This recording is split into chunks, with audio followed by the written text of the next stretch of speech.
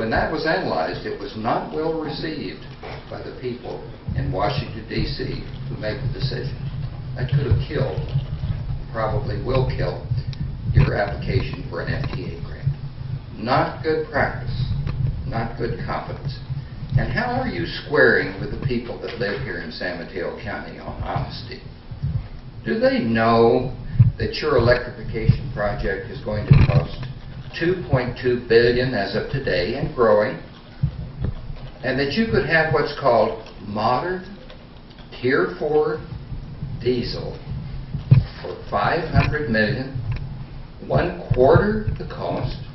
Could this affluent county find anything to do with an extra $1.6 billion? Are you squaring with the people of this county?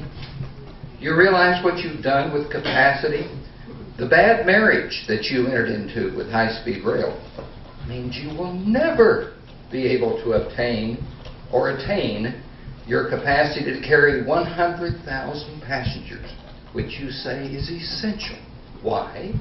Because many of your commuter trains will be displaced by high-speed rail trains.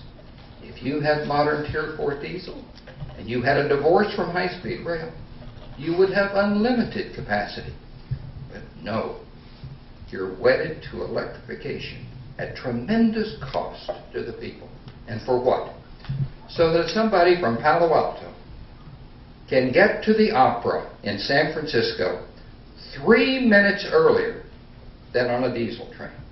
Is that worth more than $1.5 billion? Thank you. Thank you, Mr. Brady. Andy Chow, followed by Jack. Good morning. I'd like to review and remind you of the cost history of electrification. In 1992 was the first consideration of electrification. And at that time, to electrify all the way from San Francisco to Gilroy was estimated to cost $296 million. In 1999, the Rapid Rail Program, the estimate went up to $456 million. The 2004, and that included a tunnel from 4th and King to the downtown center. So that is what made that cost so high. The 2004 EIR was $351 million. The 2009 EIR was $978 million. The 2014 EIR was $1,189 million. The most recent total is approaching $2 billion. Now the original cost was $3.9 million a mile. The latest cost is $38 million a mile, 10 times as much in about 25 years. Now I was interested in reading in the recent issue of Time magazine that construction productivity hasn't increased since 1968, which is one of the reasons why the electrification costs are going so high. So I think we need to think more about how cost effective is this going to be. And if you don't get the funding now and you pursue it again, it'll be even worse. Thank you. Mike Brady, followed by Paul Jones. A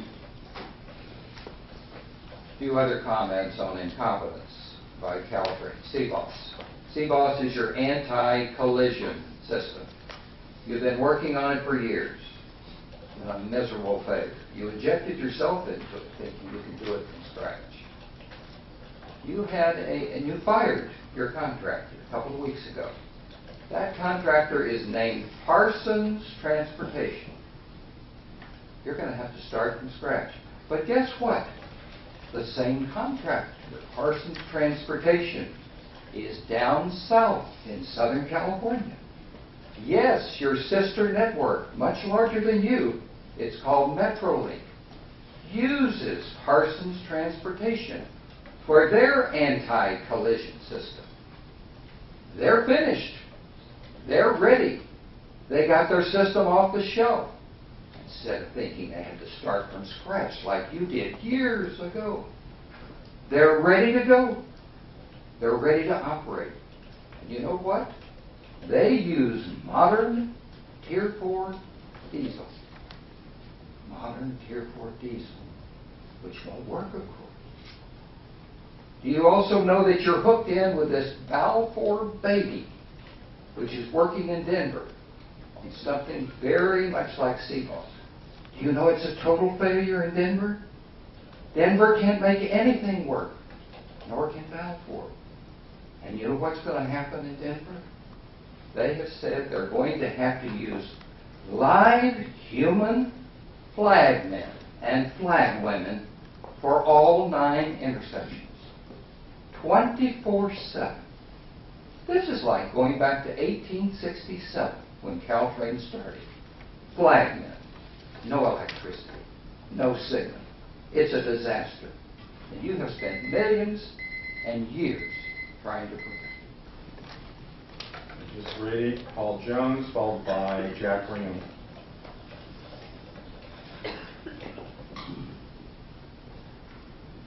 Good morning, Directors. I'd like to reinforce both what Mr. LeBrun and Mr. Brady have said. There is a problem on the FTA grant other than political. It's not at all secure. Your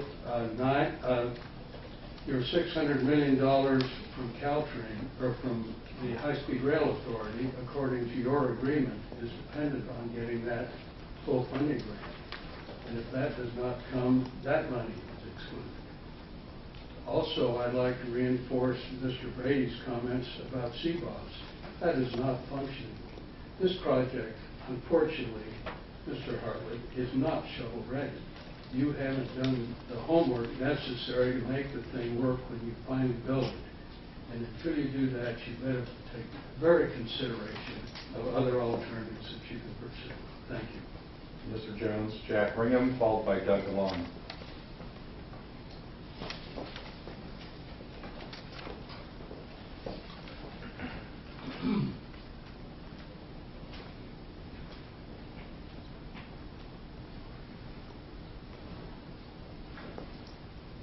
I'd like to comment first on a couple of the comments of Jeff Carter.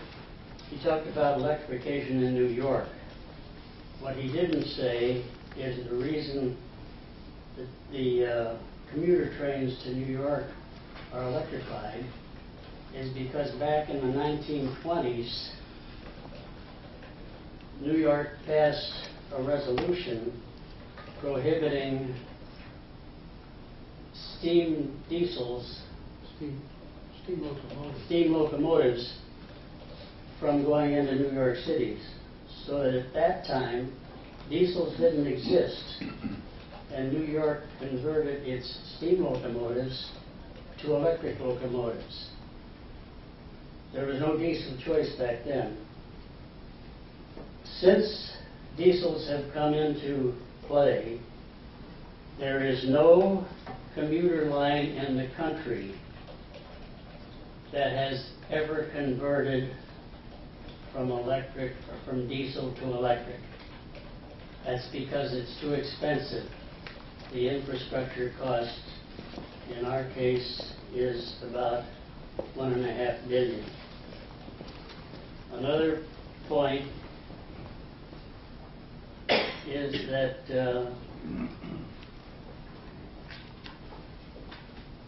Tier 4 diesels are going to bring you about 80 to 90% of the benefits of electrification.